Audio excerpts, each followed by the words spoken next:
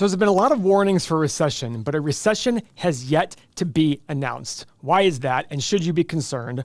Or is it another false alarm on the horizon? So since March of 2022, we've been making videos about the possibility of recession. That's when the Fed first started raising rates.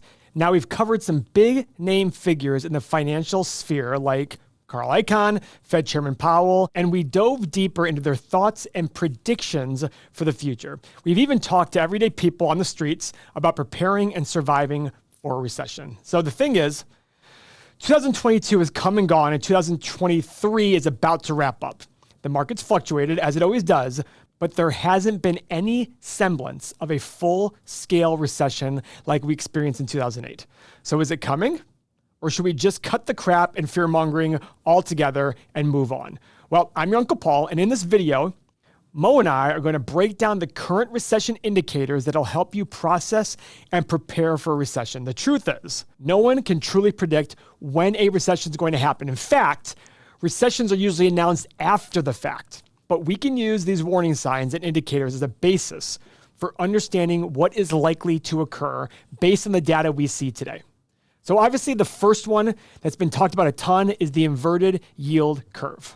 This has predicted 8 of the last 8 recessions. But Mo, when did the yield curve invert? July 6th of 2022. So we are 16 months into the yield curve inversion. Right. I think I remember reading somewhere that it takes typically 11 to 18 months for a recession to be declared. Mm-hmm. And that tends to be the case, guys. We don't start a recession and immediately declare it. It tends to be in hindsight. Are there indications that recession has already started? Sure. Yeah. But are there also indications that we're nowhere close to recession? Yes. Yeah. So it's kind of one of those things where, yeah, literally that's what it is, right? Mm-hmm. And that's what makes it so difficult. I mean, we've seen this year in the stock market be absolutely booming, and people will say it doesn't feel like a recession. Yeah. Look at these magnificent 7 stocks; they're up a ton. Right. Right. Consumer spending was up Consumer still. spending's up. Consumer sentiment is still good. Yeah. So you sit there and go, are those really the things you feel during a recession? Mm-hmm. So can you explain what the inverted yield curve is and why what it means that there would be a recession? So typically the inverted yield curve, if you ever hear pundits say that, you're looking at the 2-year curve and the 10-year curve. And when those invert in a healthy environment, on the 10-year, you want a higher number than you want to get a better return as loaning your money to the government. A longer period of time. For a longer period of time. So you sit there and say, hey, the longer you want to hold my money, you have to pay me more money for it. You're going to hear this called a 10-year treasury. So what you're basically doing is lending your government money, and they're going to give you a return back for it. So back in, let's say, July 6th of 2022, you're getting 2.93%. On the 10-year. On the 10-year. Now, the 2-year, you were getting 2.97%. And the fact that you're getting more money to give your money to the government for a shorter period of time, that's an inverted yield curve. And we've been inverted since July 6th of 2022. Correct. So the reason that's recessionary is that they sit there and say, we see more fear, we see more problems in the short run than the long run. So that's why we need a higher return in the short run than the long run. That is the idea of why it is recessionary, okay? And I want everybody to understand that, because when I first learned about the inverted yield curve, I didn't understand why that meant that a recession was coming. But now I understand economics better. I understand that means people are saying, we're fearful in the short run. You got to give us more money. Mm-hmm. But in the long run, we're good. That's fine. And currently, the 2-year is sitting at 4.91%, and the 10-year is sitting at 4.46%. And I even think that at one point, the spread was the biggest spread we ever saw in inverted yield curve history. Wow. Yeah. Could it be different this time? Of course. Of course it could be. So the leading economic indicators are about 10 different indicators that are used to figure out this index. And the current year-over-year change in that is pretty bad. We're almost at COVID lows dropping for this index. In the Conference Board's press report, they noted that the LEI remains negative and real GDP is only projected to grow by 0.8% in 2024. Now, that's a lot different than the last quarter, which grew, I think, about 4.9%, which is a big jump. Now, on to the Fed, the Federal Reserve, and Fed Chairman Powell has stated time and time again that he will not hesitate to raise rates in an effort to fight inflation. In fact, today, Tuesday, November 21st, the Fed minutes just came out, and it was discussed at the meeting that they're still concerned about inflation, and they plan on keeping rates at least the same for the foreseeable future because they think the economy is growing too quickly. unemployment's low, the GDP growth rate's high. These are inflationary things. So I always hear people saying, the Fed's going to cut rates soon. Don't listen to anybody who thinks they know what's going to happen in the future. The Fed themselves has said, we have too high of a core inflation rate and we need to drop it by about half. That's not going to happen by lowering rates. Okay, the only way they'd lower rates is if all of a sudden we hit a massive recession and they want to spur the economy again because things got bad. Now, the good news is inflation has been on the decline since the beginning of the year, dropping in half from 6.4% in January to 3.2% just last month in October. However, mortgage rates are the highest they've been in almost 25 years, peaking at a little bit over 8% for the 30-year fixed mortgage rate this year. Another metric came out that a lot of people were worried about. Mo, did you hear about this? 13-year low in home sales. Wow. Yeah. That's not But why good. is that? Well, there's nothing out there, and interest rates are incredibly high. That's why I'm not worried about it. Like, to me, home sales, even though that might have been an indicator in the past, I do think this time it's a little bit different. We're coming off 3% mortgage rates, and you're only going to move if you have to move. Yeah. And I think we have to watch incomes come up a little bit more Right. in order to sit there and have people say, you know what, I'm okay with this. All right. Yeah. Now, on the lending side of things, bank credit has slowed.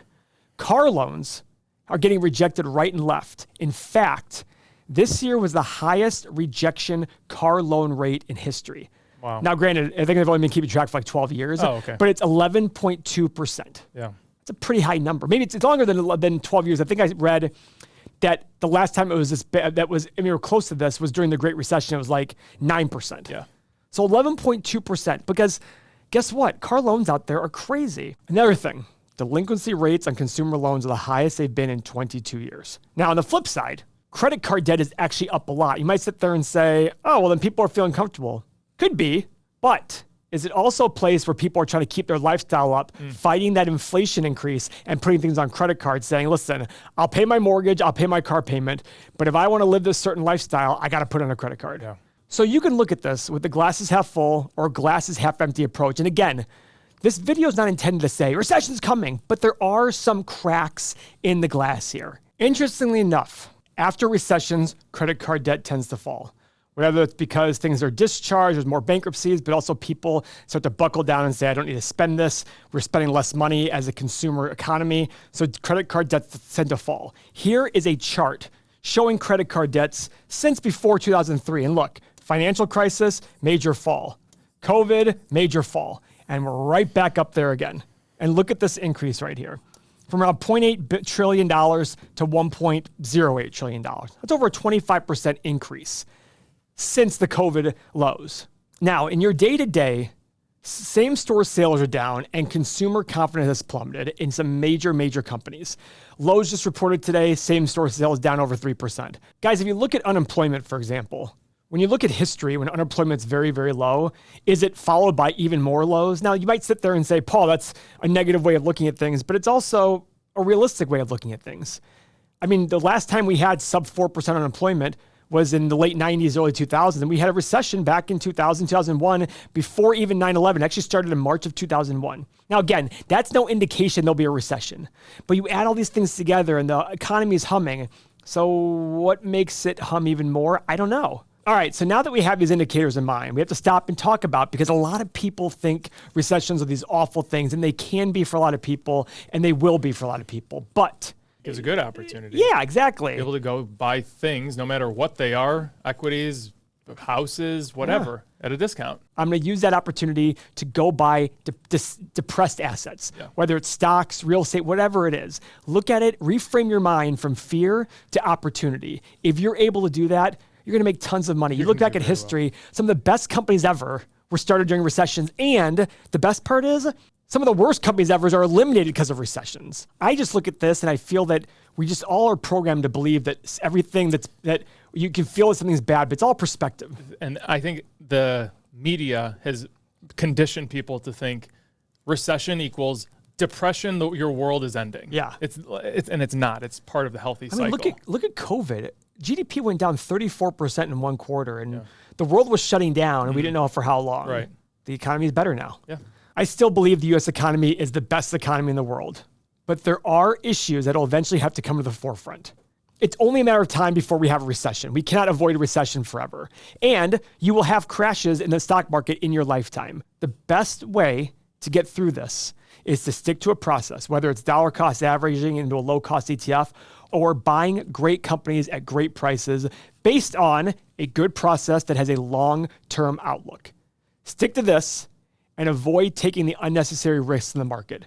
Prepare for the worst, hope for the best. Guys, don't deprive yourself of anything. Live below your means, live off your budget, and live a happy, balanced life. Live life in a way that makes you happy and fulfilled without draining your bank account and forcing your credit card into action. So I hope you got something out of this video and that you're more prepared for a recession if it ever hits at all. So click here to watch our original Minsky Moment video and go deeper on the signs and stay alert for a stock market crash that might occur because of recession or vice versa. See you in the next video.